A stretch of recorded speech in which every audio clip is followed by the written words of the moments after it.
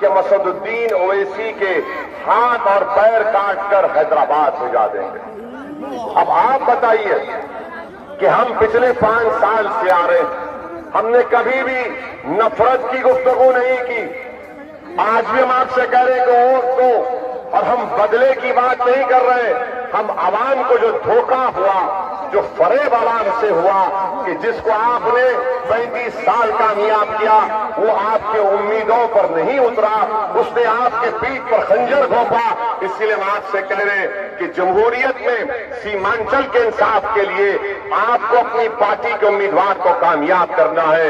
मैमूर की जनता को ये बात बताना बेहद जरूरी समझता हूं कि मुझे जो सियासत का मुख्तसर सा तजुर्बा है, मैंने बिहार के बहुत से मुकामात का दौरा करने का मौका मिला, भारत के कोने कोने में जाने का मौका मिला, और जहां कहीं भी मैं गया वहां पर मुस्लिम अकलियत की, दलितों की और कमजोर तबकात की बदहाली को देखा, उनके बच्चों के आंखों में आंसू देखा, उनकी माओ के चेहरों पर परेशानियों को देखा, और हमारे बुजुर्गों की तकालीफ को महसूस किया। इसकी वजह यही है, इसकी वजह की है कि आपके पास आपकी कोई सियासी आवाज नहीं, आपके पास आपका कोई सियासी ऐसा रहबर नहीं है जो आपके वोट से जीतकर आपकी तकलीफ को समझे। याद रखो, जब बिहार की विधानसभा में अगर 14% यादव के 55 से ज्यादा एमएलए जीतकर वो इख्तिदार को हासिल कर सकते हैं, तो बिहार प्रदेश में अगर मुसलमान अकलियत 17% है और आपके सिर्फ 23 एमएलए जीतती है, तो बताओ शिकायत किससे करेंगे? आज घर को आग लगी घर के चिराग से, यह हकीकत है। इसलिए हम आपसे कह रहे हैं कि मुत्तहिदा तौर पर अपने कैकॉर्ड का इस्तेमाल करिए, मजलिस इत्तेहादुल मुस्लिमीन के उम्मीदवारों को कामयाब करिए। मैं राहुल गांधी से कहना चाहूंगा कि आपकी मौजूदगी में आपके एक विधायक ने के कह दिया कि ओवैसी के हाथ और पैर काटकर हैदराबाद भेजा देंगे।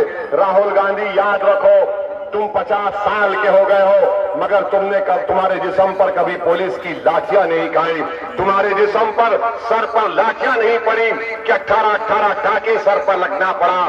तुमने कभी जिंदगी में जेल में एक दिन नहीं गुजारा। मैं 4 मरतबा जेल को गया हूं, 50 दिन मैंने जेल में गुजारा है। मैंने देखा है कि गरीब मुसलमान की तकलीफ क्या होती है। मैं जानता हूं कि मुस्लिम नौजवानों के दिलों में क्या चल रहा है। मैं जानता हूं कि सीमांचल के जमीन पर बसने वाले, चाहे किसी मजहब का हो, उसके दिल में क्या तकलीफ है। बताओ राहुल गांधी, तुम्हारी मौजूदगी में अगर कोई कहता है कि हाथ और पैर काटकर हैदराबाद भिजा दिया जाएगा, तो सुनो राहुल गांधी, मैं अमूर से तुमको ये पैगाम दे रहा हूं, तुम हाथ और पैर क्यों काटते? तुम मेरी जान ले लो। मैं सीमांचल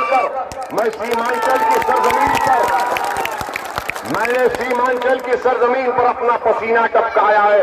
अगर आप चाहते हैं तो मैं अपना खून भी गिराने तैयार हूं। पसीना तो हमने अपना गिरा दिया यहां पर। हम हर रोज दुआ करते, अल्लाह जानता है कि अल्लाह सीमांचल की सरजमीन पर इन गरीबों के लिए एक रहबर को पैदा कर दे जो असदुद्दीन ओवैसी से बेहतर हो, जो मजलिस इत्तेहादुल मुस्लिमीन के रूप में बिहार में इनकलाब पैदा करे। हमारी तो ख्वाहिश ये है। और राहुल गांधी अगर ये समझते हैं कि हम डरते हैं मौत से, नहीं राहुल गांधी, मौत सबको आनी है, कोई बचने वाला नहीं है, कोई बचने वाला नहीं है। हाँ, अगर मेरी जिंदगी की मुझे शहादत मिल जाती है तो अल्लाह का इससे बड़ा इनाम मुझे नहीं मिल सकता। मैं तैयार हूं अपने जिंदगी के इस मकासद के अपनी जान को कुर्बान करने के लिए। अगर जिंदा रखा अल्लाह मुझे तो गाजियों की तरह जिंदगी गुजारूंगा। और तुम्हारे जैसे इन लोगों डराने वालों से हम डरने वाले नहीं हैं। मस्तान साहब, आप नहीं जानते मुझे, मैं कोई शीश महल से अपने यहां तक नहीं पहुंचा हूं। मैं किसी कालीन पर कदम रखकर यहां पर नहीं पहुंचा हूं। अगर कांग्रेस के लीडर राहुल गांधी ये समझते हैं कि असदुद्दीन ओवैसी को जान से मारने की धमकी देने से असदुद्दीन ओवैसी के हौसले कम हो जाएंगे, राहुल गांधी, आप हमारी तारीख को नहीं जानते। हमारी तारीख अगर आप मुताला करेंगे तो आपको मालूम होगा कि हम जिसके नाम लेवाए उनके जिस्म मुबारक पर ऊंट की उजड़ी डाली गई थी। हम जिसके नाम लेवाए उनको ताइफ से मक्के के सफर में उन पर पत्थरें बरसाई गई थी, उनको अपने जिस्म से खून निकलना शुरू हो गया था। हम जिसके नाम लेवाए राहुल गांधी, उनको हक के मैदान में अपने दंदाने मुबारक को शहीद कराना पड़ा। राहुल गांधी हम जिसके नाम लेवाए, सुनो, उन्होंने अपने नवासों को एक यजीद के सामने अपने नवासों की कुर्बानी को पेश कर दिया और हक को सरबुलंद कर दिया। राहुल गांधी तुम नहीं जानते, मैं जिसका नाम लेवा हूं, जिस पर मैं अपनी सब चीज कुर्बान करने को तैयार हूं, सिर्फ उस नाम पर। सुनो राहुल गांधी, हम उनके नाम लेवाए कि जब वो किसी गली से गुजरते थे तो एक नादान औरत कचरा फेंकती थी। मैं उनका नाम लेवा हूं जिन्होंने हमको ये सबक सिखाया कि अगर तुम्हारी राह में कोई कचरा फेंके, कोई कांटे बरसाए, खुदा की कसम हम अपना रास्ता नहीं बदलेंगे, नहीं बदलेंगे। हमारा रास्ता एक ही होगा राहुल गांधी। तुम क्या कर सकते हो कर लो, तुम में जितनी ताकत है कर लो। तुम्हारे ये लोग अगर मेरा हाथ काटेंगे, अगर मेरे पैर काट देंगे, मुझे कोई इसकी परवाह नहीं है। अगर हाथ कटेंगे तो अब्बास अलमबरदार की सुन्नत पूरी होगी, अगर बाजू कटेगा तो मुसैब बिन उमैर की सुन्नत पूरी होगी। अगर पैर काटे जाएंगे तो क्या होगा, पैर कटेंगे, हाथ कटेगा, मगर जबान और आवाज रहेगी। अपनी जबान और आवाज से इन गरीबों के हक का मुतालबा करूंगा। इस तरह की हुंडागर्दी की बात कि हाथ काट देंगे, पैर काट देंगे। मस्तान साहब, जब आपको ये नजर आ रहा है कि अब मेरा सियासी सफर खत्म हो रहा है और अख्तरुल ईमान यहां से कामयाब हो रहा है, तो बौखलाहट का शिकार होकर, बौखलाहट का शिकार होकर मेरा मस्तान कह रहा, मैं तो यही कहूंगा कि और बोलो मस्तान, जितना बोलना है बोल लो, क्योंकि जब चिराग बुझता है तो बहुत भड़कता है, बहुत भड़कता है चिराग। और ये वो मस्तान साहब है, जब लॉकडाउन हुआ, लॉकडाउन में लोग बच्चे परेशान थे, क्वारंटाइन में रख दिया गया तो कोई नहीं आया।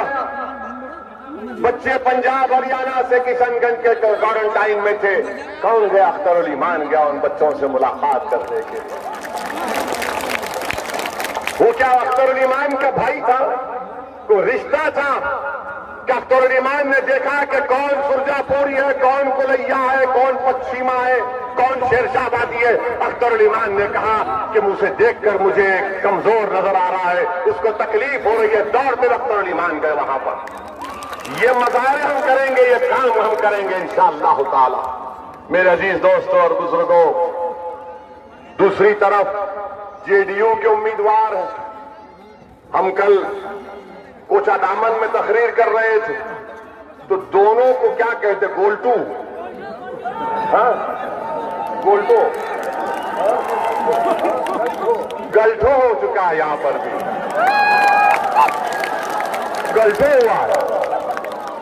इन दोनों को नजर आ गया कि एक एक मर्द से मुकाबला नहीं करते तो दोनों मिलकर एक मर्द से मुकाबला कर रहे हैं, गोल्ठो कर रहे हैं। क्या बात है। चलो हमारी दुश्मनी में एक तो हो गई, ये हमारी सबसे बड़ी कामयाबी है। और वो जेडीयू के उम्मीदवार, हम उनसे पूछना चाहते हैं, भैया ये तो बताओ कि एनआरसी एनपीआर पर आपकी क्या राय है? क्या आप तमाम ने CAA एनपीआर एनआरसी पर एहतजाज किया? सबने किया। और क्यों किया? इसलिए किया कि आप जानते हैं कि बीजेपी, आरएसएस, जिससे जेडीयू वाबस्ता है, आज नीतीश कुमार नरेंद्र मोदी के गोद में बैठकर दूध पी रहे हैं और वो जेडीयू का उम्मीदवार दूध के खतरे चाट रहा है। उनका मकसद क्या है? जब सीमांचल की सरजमीन पर बसने वालों को घुसपैठी कहा जा रहा था बीजेपी की तरफ से, मोदी की पार्टी की तरफ से, सीमांचल की सरजमीन पर बसने वालों को बांग्लादेशी कहा जा रहा था, तो क्या राजद ने, क्या कांग्रेस ने, क्या जेडीयू ने, किसी ने कहा, किसने कहा कि सीमांचल की सरजमीन पर बसने वाले गयूर और बाशऊर और हिंदुस्तान की जनता रहती है, इनका ना बांग्लादेश से कोई ताल्लुक है? किसने जवाब दिया? अख्तरुल ईमान ने उनका जवाब दिया। इन्होंने कुछ कहा? ये जेडीयू के प्रत्याशी, अगर आप जेडीयू को वोट देंगे तो याद रखिए वो CAA-NPR का कानून जो नरेंद्र मोदी की हुकूमत ने दिल्ली की पार्लियामेंट में लेकर आया, आपने देखा, दुनिया ने देखा और अल्लाह गवाह है कि हमने पार्लियामेंट में